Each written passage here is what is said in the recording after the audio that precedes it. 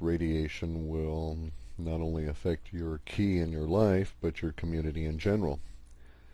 Because you have to bear in mind that the duality is going to express itself not only within your body and your local environment, but within the larger community in rather odd fashion, or rather unexpected, not necessarily odd.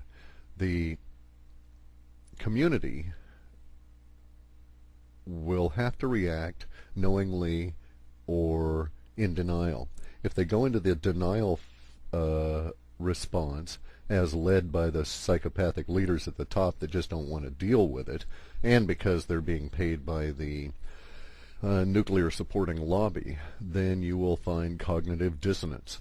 In other words, as an awake and aware human, which you must be if you're listening this far into this, then you'll find that you may run into the blank stares, the eyes glazed over, even outright rejection. Most likely should only extend to ridicule, but at some point it may even become violent rejection as the cognitive dissonance expresses itself around you.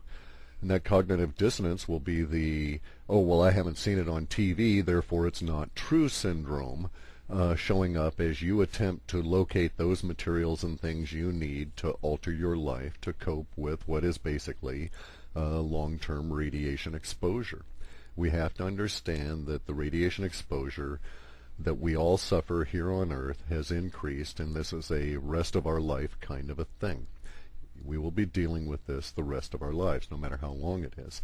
The main brunt of it may peak sometime, as I say, 20 years out, and then probably take 20 years to plateau and then another 20 years to settle down, unless humans become very, very, very smart and figure out how to de-radioactive radioactive materials. That is to say, de-energize them to take their ability to throw out the stray particles. And it's basically the stray particles that are causing the problems. Let's go back to our duality a bit, leaving cognitive dissonance behind and how the community as a whole will react. Let's start thinking about how we as individuals need to react, because that's really the point of this particular Wujo.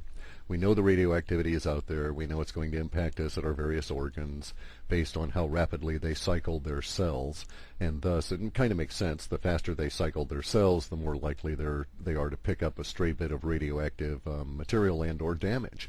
The damage is done by one of the little radioactive particles going zing and sending out a bit of energy that slices right through everything and leaves a trail of destruction in its midst, and that everything might be one of your cells and some of its chromosomes.